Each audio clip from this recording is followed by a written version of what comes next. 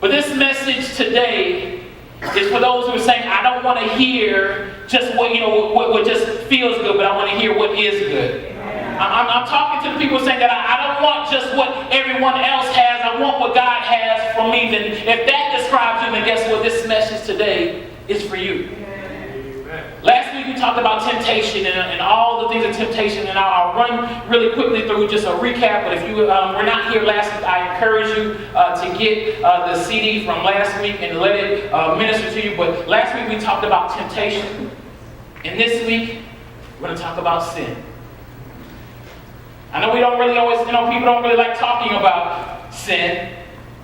That's a topic that many people they want to talk about having a blessed life and being blessed and all that good stuff, and I don't necessarily have an issue with that, but there's also some prerequisites that we have to do in order to make sure that we're eligible for these things that we're talking about. So last week I told you that you're stronger than you think you are, and today I'm going to tell you the exact same thing, that you're stronger than you think you are.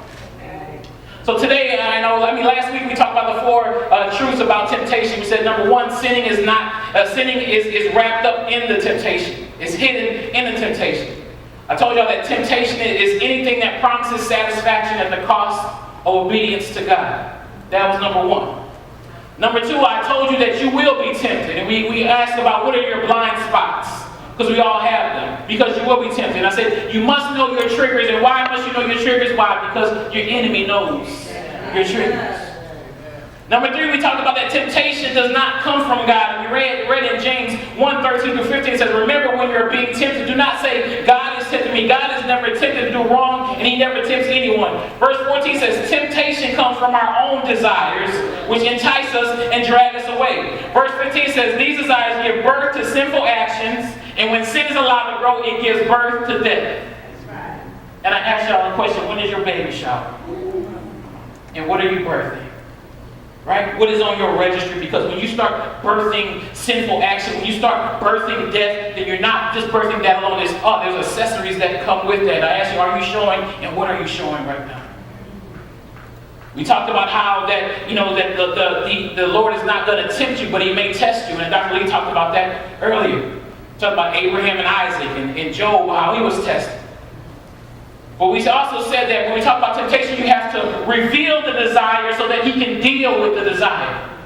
So I was hoping and I was preaching to a church that's excited, saying, okay, now I'm not here talking to perfect people. I'm here to say, okay, look, if you just get real with God and say, God, this is what I'm struggling with, you have to reveal the desire so he can deal with it. He can't deal with it. He's a gentleman. He's not going to violate your free will. If you want to hold on, if you want to stay where you are, then you have that right to do something. But if you're sick and tired of being sick and tired, if you really want change in your life, then all you got to do is reveal the desire so that he can deal with the desire. I said it didn't scare him away. No matter how bad it looks, none of that scares him away. We talked about how important it is to be alert, to stay woke and be on our guard and have a sober mind, because when your mind is sober and you can clear, you can think properly. We talked about how we have to do our part, which is to resist, because it's difficult to devour somebody that is resisting you. Said stand firm, do not be tossed to and fro. And all these different things that we talked about last week, which sets us up today for what we want to discuss also. Talk about how the power dwells on the inside of us. But then I ask you all, what is your evacuation plan? So that the scripture talks about that he'll always make a way of escape. And I ask you to think about is, what if you're that way of escape?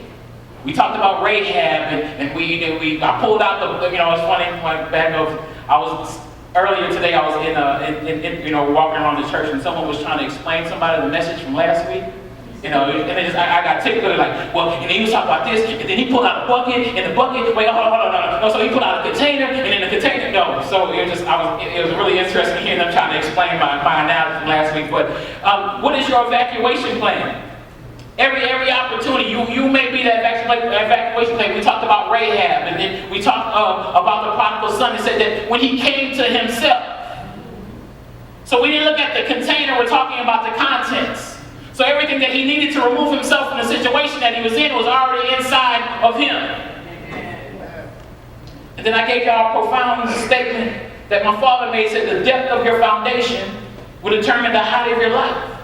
And I have not forgot that. I'm still, thinking and meditating on that. The depth of your foundation will determine the height of your life. And that's what I'm saying. God, I want to make sure that my foundation is good in every area. every building block, every pillar of my life, God, I want to make sure that my foundation is good. We talked about the importance of 2 Corinthians about casting down imaginations and every high thing that exalts itself. And we realized that we could be the way of escape. Like I said, we talked about prodigal son. We talked about Rahab and how Rahab was a prostitute. And how she said that she knew that the Lord was going to give them the land. And we talked about how would she know that the Lord was going to give them the land unless someone was pouring into her. So that's why you say you can't always look at the container. You have to look at the contents. Because Rahab went on, like I said, she went on to marry Salmon. And Salmon was a Jew who tried to lead her from that marriage. Birthed Boaz. Boaz married Ruth. And then from Ruth they had Obed. And Obed was the father of Jesse. Jesse the father of King David. That's why you can't judge the container. You have to look at the contents. And so now, we are at a place where we're going to talk about today. So we talked about temptation, and if temptation is present, then it means that the opportunity to sin is present as well. And today I want to give you 3 goals of when we talk about sin, and not necessarily goals, but goals in identifying sin.